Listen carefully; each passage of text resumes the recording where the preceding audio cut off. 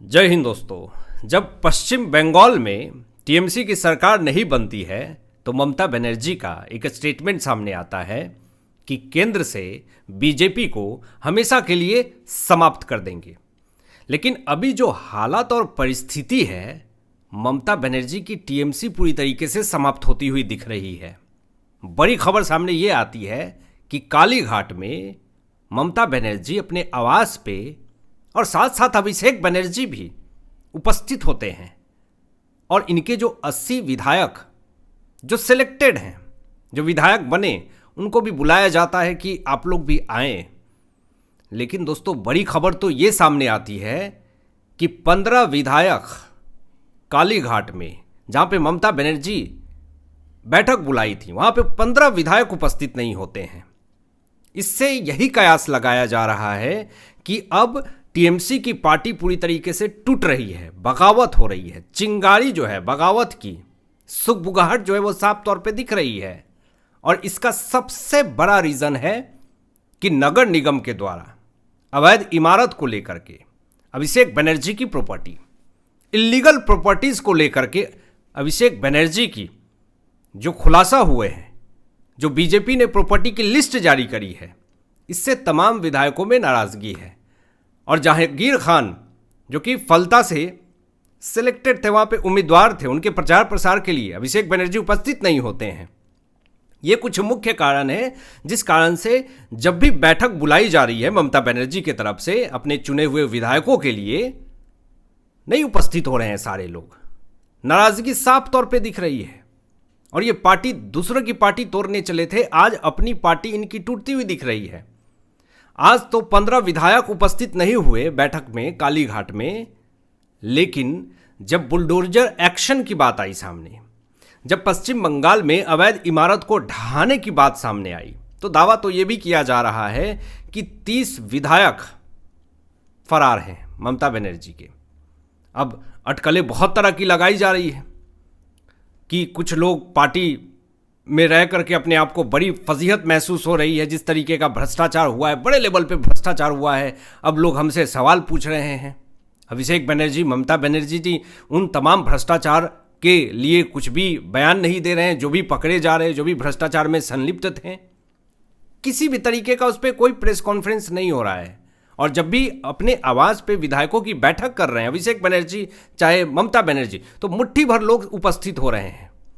और इसी से लोग कयास लगा रहे हैं कि हो सकता है कि आने वाले समय में जिस तरीके से ममता बनर्जी जी ये कह रही हैं कि मैं फिर से पार्टी खड़ा करूंगी, तो इसका मतलब साफ तौर पे यही प्रतीक होता है कि ममता बनर्जी को अब ये बात बहुत अच्छे से पता चल चुका है कि अब मेरी पार्टी पूरी तरीके से गर्त में चली गई है।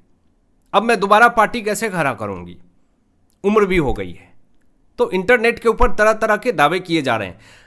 अब जिस तरीके से टीएमसी के खिलाफ एक्शन हो रहे हैं, अवैध इमारत को लेकर के, कट मनी को लेकर के, अवैध घुसखोरी भ्रष्टाचार को लेकर के, तमाम जितने भी भ्रष्टाचार हैं टीएमसी को लेकर के जो भी सामने आ रहे हैं, उससे अब नाराजगी टीएमसी के अंदर है। और बहुत सारे लोग अब बढ़ चढ़ करके आगे आ रहे हैं और अपनी बातें बोल रहे हैं। कुछ लोग तो फरार हो चुके हैं।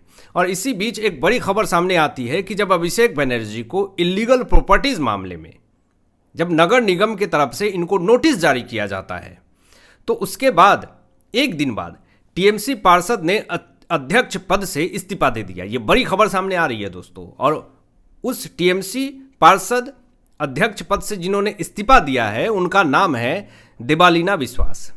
ये एक बहुत बड़ा झटका माना जा रहा है ममता बनर्जी के लिए और अभिषेक बनर्जी के लिए।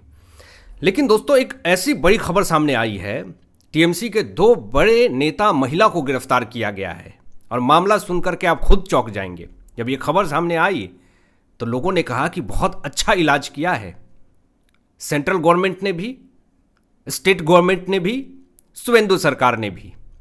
जब टीएमसी की सरकार में जब सेंट्रल गवर्नमेंट की एजेंसियां के ऊपर, इन्फोर्समेंट डायरेक्टरेट के ऊपर जब अत्याचार किए जाते थे, जब वही इन्फोर्समेंट डायरेक्टरेट कार्रवाई करने जाती थी, तो महिलाओं को सबसे आगे रखा जाता था। इन्फोर्समेंट डायरेक्टरेट के अधिकारियों को पकड़ लिया जाता था, उनके साथ बदतमीजी की जाती थी। इन्फोर्समेंट डायरेक्टरेट के गाड़ी के ऊपर पत्थरबाजी की जाती थी। एक शब्द नहीं बोलती थी ममता बनर्जी। लेकिन आज पश्चिम बंगाल के अंदर टीएमसी की सरकार खत्म होती है और चाहे वो महिला हो या चाहे पुरुष हो, सबके ऊपर कार्रवाई हुई है। अभी देखिए, बड़ी खबर आई है कि टीएमसी की 2 महिला नेता को गिरफ्तार किया गया है और मामला संदेश खाली में ईडी की टीम पर हमला से जुड़ा हुआ केस है। दोस्तों, संदेश खाली में शाहजहां के ऊपर जिस तरीके का आरोप है, इसको शाहजहां को बचाने का आरोप टीएमसी के ऊपर लगा हुआ है और महिलाओं के साथ किस तरीके से शाहजहां करता था, ये किसी से छुपा नहीं हुआ है। यही शाहजहां शेख कहता था, मैं बांग्लादेशी हूं, मेरा कोई कुछ नहीं बिगाड़ सकता। ऐसे तमाम स्टेटमेंट जो दावा किए गए इंटरनेट के ऊपर कि ये दादागिरी चलती थी संदेश खाली में। संदेश खाली में महिलाओं के साथ जिस तरीके से पापाचार और अत्याचार हुआ है, ये किसी से छुपा नहीं है। भ्रष्टाचार के भी बहुत आरोप लगे हुए हैं शेख शाहजहां के ऊपर, लेकिन इन्फोर्समेंट डायरेक्टरेट के टीम के ऊपर हमला किया गया जब संदेश खाली में शेख जहां के ऊपर जब शाहजहां को गिरफ्तार करने पहुंची थी इन्फोर्समेंट डायरेक्टरेट की टीम तो, और इसी शेख शाहजहां को बचाने के लिए टीएमसी की भीड़ इकट्ठा होती है और इस भीड़ को इकट्ठा करके हिंसा भड़काने के आरोप में टीएमसी की 2 महिला नेता को दोस्तों गिरफ्तार किया गया है। अब ये लोग लोकतंत्र के बचाव के बारे में बात करेंगे, ये कहेंगे कि पश्चिम बंगाल के अंदर लोकतंत्र खतरे में है, ये लोग कहेंगे कि पश्चिम बंगाल के अंदर जिस तरीके का अत्याचार हो रहा है ये बहुत ही गलत है। लेकिन आप जुडिशियल ऑफिसर तक को बंधक बनाने की कोशिश करते हैं। कानून व्यवस्था पे सवाल खड़े हुए हैं जब पश्चिम बंगाल में ममता बनर्जी की सरकार थी तो, और आज देखिए कोई दंगाई, कोई भी हिंसकवादी विचारधारा प्रोपोगेंडाधारी कोई भी सड़क पे निकल करके किसी भी महिला को छू सकता है क्या? किसी के साथ गलत कर सकता है क्या? उसकी रूह कांप जाएगी अगर उसने किसी भी महिला, किसी भी बहन को आंख उठा करके भी देख लिया गलत नजर से तो। टाइट करके रख दिया है पश्चिम बंगाल के मुख्यमंत्री शुवेंदु अधिकारी जी ने। अभी देखिए, जिस तरीके से रोहिंग्या और बांग्लादेशी पश्चिम बंगाल के अंदर घुस करके माता और बहनों के साथ पापाचार कुकर्म करने की कोशिश कर रहे थे, किस तरीके से इसी रोहिंग्या बांग्लादेशी को धक्के मार के भगाने की पूरी प्रक्रिया शुरू हो चुकी है। बड़ी खबर यह है कि बंगाल में घुसपैठियों को भगाने के लिए CAA लागू हो चुका है। दोस्तों, बड़ी खबर सामने आ रही है और डिपोर्ट करने की प्रक्रिया भी शुरू हो चुकी है। सिलीगुड़ी पर एक बड़ी खबर है कि शुवेंदु सरकार का सबसे बड़ा फैसला सामने आता है। 4 देशों का बॉर्डर, BSF को 120 एकड़ की जमीन दे दी गई है। फेंसिंग का काम पूरी तरीके से चालू है और ये धीरे धीरे आंकड़ा बढ़ रहे हैं। BSF को जमीन दिए ही जा रहे हैं ताकि कोई भी अवैध रोहिंग्या बांग्लादेशी पश्चिम बंगाल के रास्ते में ना आए और हमारे भारत देश की कानून व्यवस्था या फिर राष्ट्रीय सुरक्षा के ऊपर किसी भी तरीके का संकट का बादल मंडराए। अभी देखिए, जिस तरीके के तेवर और एक्शन, नॉन स्टॉप एक्शन जो पश्चिम बंगाल के मुख्यमंत्री शुवेंदु अधिकारी जी का है, उनकी इस कार्रवाई को देख करके बहुत सारे मुख्यमंत्री उनको अपना आइडल मान रहे हैं। विपक्ष भले कुछ भी कहे, लेकिन विपक्ष भी इंस्पायर है पश्चिम बंगाल के मुख्यमंत्री शुवेंदु अधिकारी जी से, क्योंकि 1 महीने का कार्यकाल भी पूरा नहीं हुआ और पश्चिम बंगाल के अंदर करप्शन, भ्रष्टाचार, बुलडोजर, अवैध इमारत, अवैध घुसपैठिए, जबरन वसूली, भ्रष्टाचार, कटमनी, ऐसे तमाम बहुत सारे ऐसे वादे जो पश्चिम बंगाल की जनता को किए, शुवेंदु अधिकारी की सरकार ने सब पूरा किया। जो कहा वो तो किया, जो नहीं कहा उससे भी कहीं ज़्यादा कर दिया। अभी देखिए, बड़ी खबर यह है कि सबसे बड़ी समस्या जो है पश्चिम बंगाल के अंदर अवैध घुसपैठिया का है और उसको लेकर के शुवेंदु अधिकारी जी ने ये कहा कि जाओ बांग्लादेश वापस जाओ घुसपैठियों।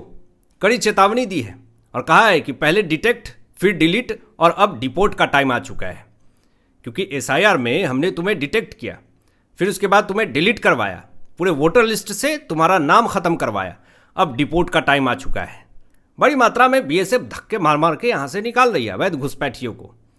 यहाँ पर यह भी कहा शुवेंदु अधिकारी जी ने कि जो हिंसावादी सोच विचारधारा के लोग हैं पश्चिम बंगाल के अंदर, वो संभल जाए।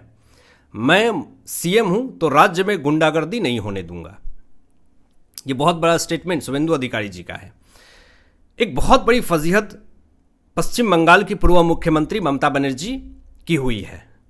और इससे ये साफ तौर पे प्रतीक होता है कि अब ममता बनर्जी जी का पश्चिम बंगाल के अंदर कुछ भी नहीं चलने वाला है, और जो पुराने चले थे उसको भी शुवेंदु सरकार खत्म कर रही है। ज़रा देखें आप, खबर है कि शुवेंदु सरकार कोलकाता के सॉल्ट लेक स्टेडियम में ममता बनर्जी के डिजाइन किए गए स्टैचू को हटाएगी। ये बहुत बड़ा ऐलान कर दिया गया है। जो स्टैचू वहाँ लगाया गया था उसकी फ़ोटो आप देखें। इस स्टैचू को भद्दा बताते हुए हटाने को कहा गया है। यानी ममता बनर्जी के द्वारा जो स्टैचू डिज़ाइन किए गए थे अब उसके ऊपर बुलडोजर चलेगा। इससे यह प्रतीक होता है कि पश्चिम बंगाल के अंदर जो पूर्व मुख्यमंत्री ममता बनर्जी थीं, अब उनका कुछ नहीं चलेगा। जो पुराने इनके थे कुछ बचे खुचे उसको भी समाप्त कर दिया जाएगा। बहुत सारे पुल पे उजला कलर, नीला कलर लगाए हो गए थे। बीजेपी के नेताओं की तरफ से ये कहा गया कि ये कलर तो बांग्लादेश का है, हमारा भारत देश है, भगवा होना चाहिए। सब भगवा में हो गया, यानी कुछ नहीं चल रहा पश्चिम बंगाल के अंदर ममता बनर्जी का। एक और बड़ा ऐलान शुवेंदु सरकार की तरफ से किए गए वंदे मातरम को लेकर के। उन्होंने कहा, शुवेंदु अधिकारी जी ने, कि आदेश दिया गया है कि बंगाल के मदरसों में भी वंदे मातरम अनिवार्य है और इसका सब पालन करेगा, और कर रहा है। किसी की कुछ भी नहीं चलेगी यहाँ पे। शुवेंदु सरकार का ऐलान तुरंत कार्रवाई हो जाएगी अगर आपने पूरा नहीं किया तो। अब आपकी क्या सोच है इन तमाम विषयों पे अपनी विचार व्यक्त कीजिएगा। मिलते हैं लेटेस्ट ब्रेकिंग एनालिसिस के बाद। तब तक अपना ध्यान रखें, ख्याल रखें। सत्यमेव जयते।